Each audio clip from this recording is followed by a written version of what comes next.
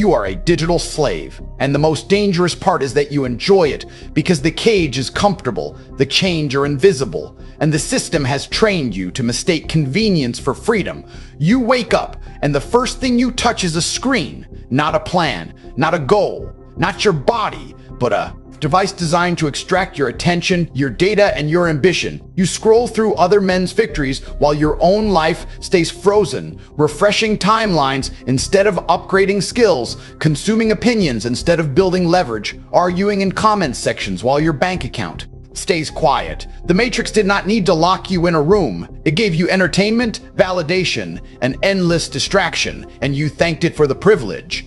You work jobs that barely cover survival, then spend your remaining energy numbing yourself with content made by men who already escaped, telling yourself you're learning, while nothing in your life actually changes. This is the digital slave trap, where information replaces action and dopamine replaces discipline.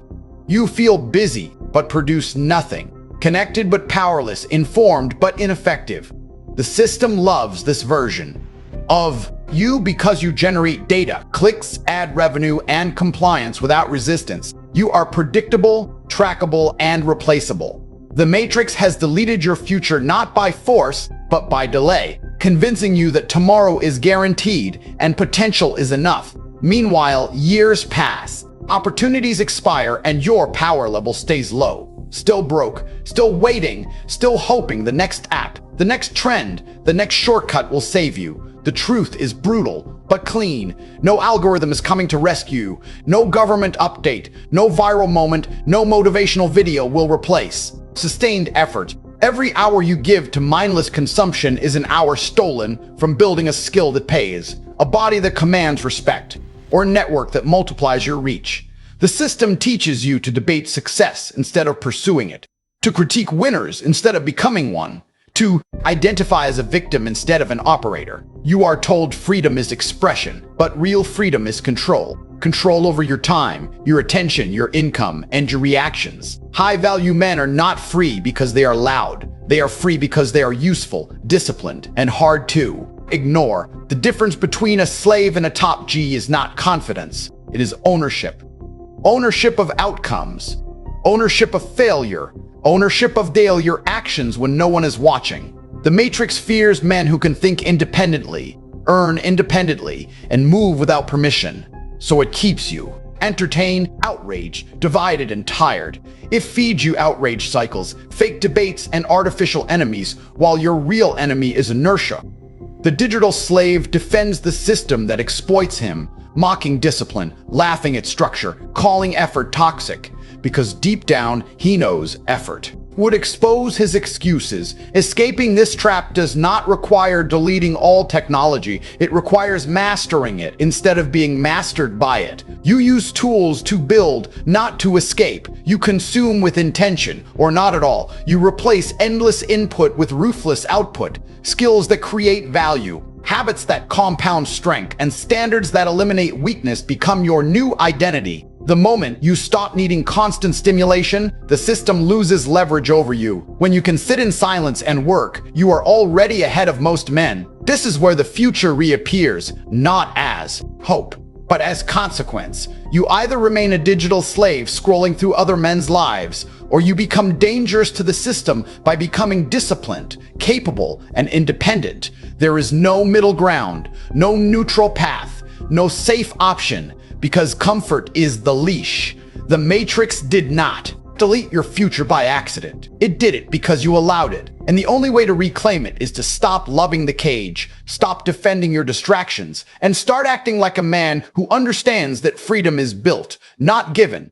And that from this moment forward, you either upgrade your power level or stay exactly where the system wants you, broke, distracted, and easy to control. And once you see this clearly, you cannot unsee it, because every pattern around you starts to make sense. Every addiction suddenly reveals its purpose. Every trend exposes its function, and you realize the digital slave trap was never about technology itself.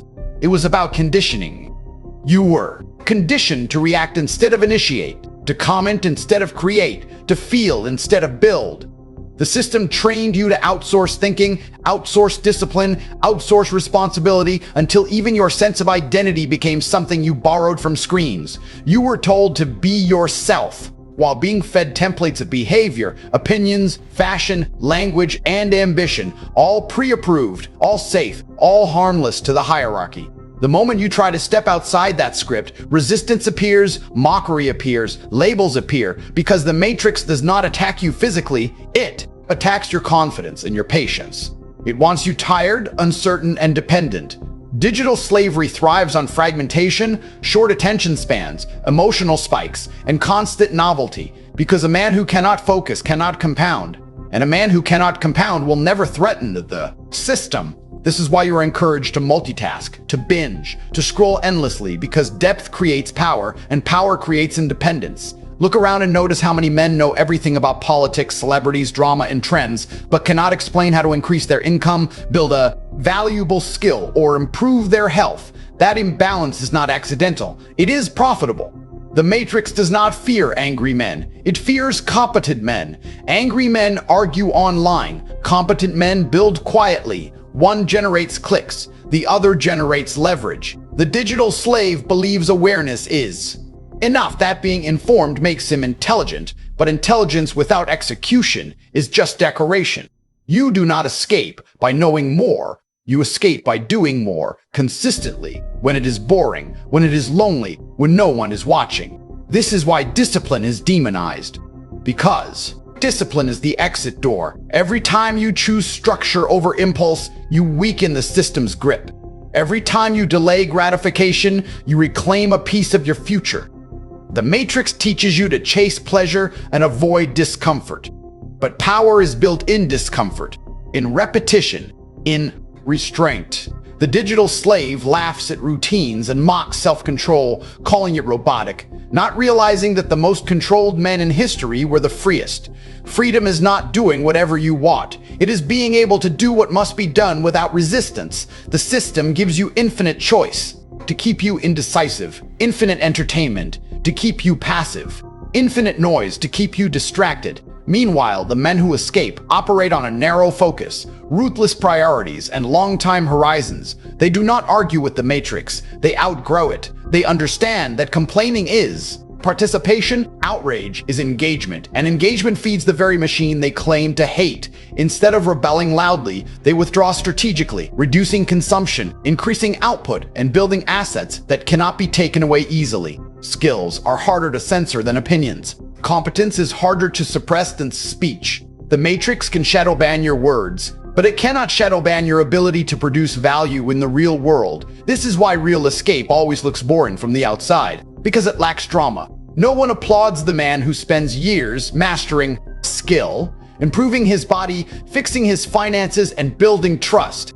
But one day he wakes up outside the trap, while others are still arguing about why the trap exists. Digital slavery also thrives on false identity, convincing you that labels matter more than results. You are encouraged to define yourself by beliefs, preferences, and grievances instead of outcomes.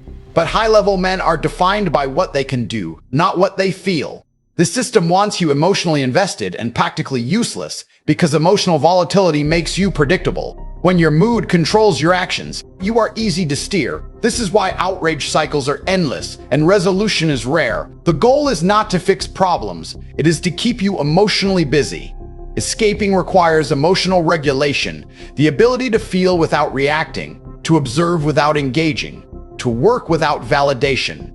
Silence becomes a weapon, focus becomes armor, and consistency becomes rebellion. The digital slave seeks motivation. The free man relies on systems. Motivation is unstable and easy to manipulate. Systems are boring and effective. The Matrix sells you inspiration fades, but it never sells you discipline, because discipline works. Notice how few people are taught how to build habits, manage energy, or structure their days. Yet everyone is taught how to consume, react, and express.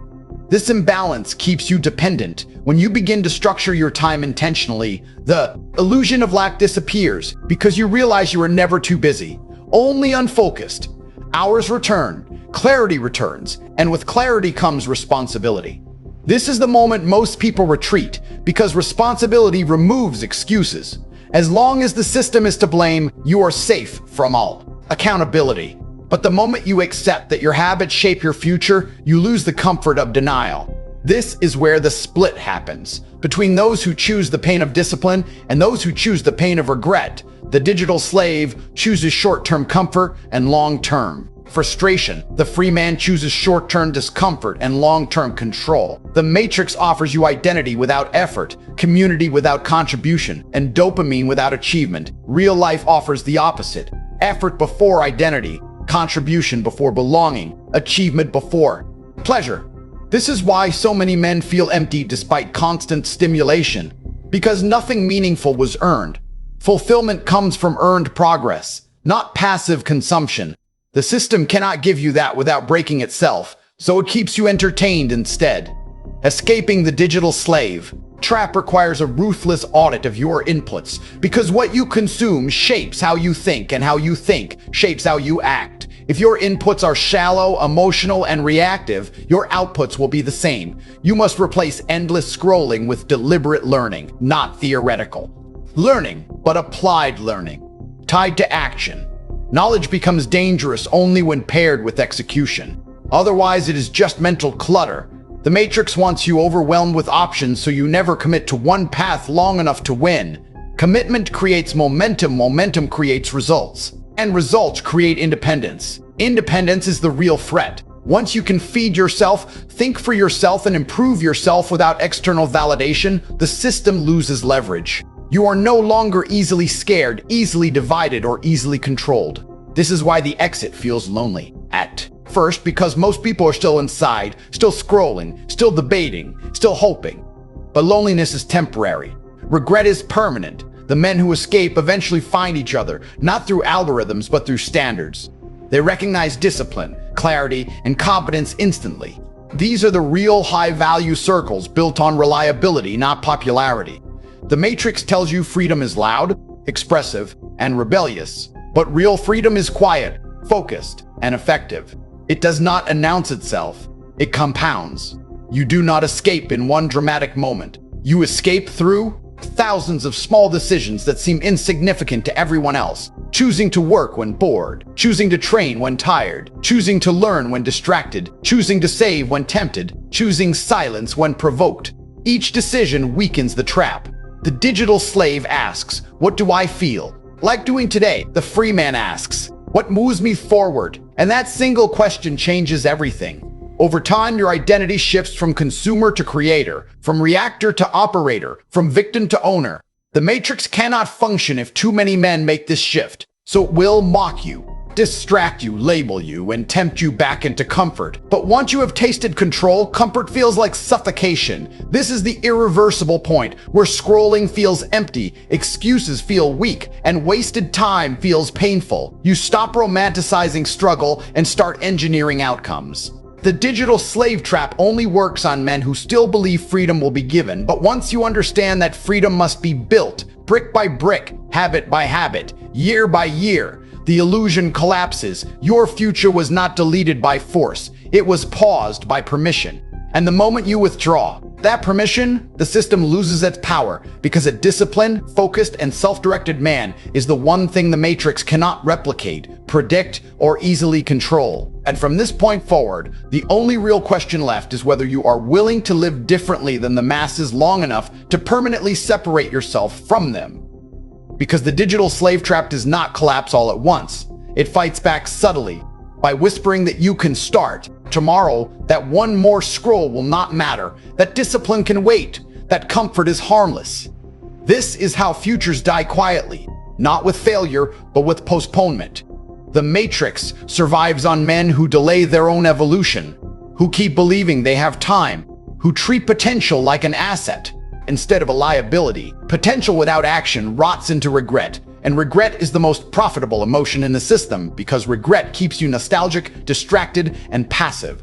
The free man does not worship his potential, he converts it into output. He understands that every day is either building leverage or reinforcing dependency. There is no neutral state. You are either strengthening your body or weakening it, sharpening your skills or dulling them, increasing your options or reducing them. The illusion of balance is another trap, because balance without direction is just stagnation with better branding. The system praises balance because balanced men rarely dominate anything. Dominance requires periods of obsession, sacrifice, and singular focus. And obsession cannot be monetized by algorithms unless it is redirected toward consumption. This is why deep work feels rebellious, because it removes you from the attention economy. When you are locked into building, hours disappear, notifications lose power, and the world goes quiet. That silence is dangerous to the matrix because silence produces clarity, and clarity produces decisions. Most men are not lazy, they are overstimulated, mentally exhausted before they ever begin. The digital slave mistakes exhaustion for effort, but real effort creates energy over time, not depletion. The more you operate in alignment with a clear goal, the stronger you feel, because progress is energizing. Stagnation is what drains you, not work. The Matrix teaches you to confuse movement with progress. Scrolling feels active but changes nothing. Reacting feels productive but builds nothing. Freedom begins when your days are structured around outputs that compound, not inputs that disappear. Income-producing skills, physical strength, reputation, and discipline all compound quietly, and once they reach critical mass, escape becomes permanent. This is why the system pushes quick wins, viral moments, shortcuts, and hacks. Because shortcuts bypass the compounding phase where real power is built. Men who chase shortcuts stay dependent. Men who build fundamentals become dangerous. The digital slave wants certainty before action. The free man creates certainty through action.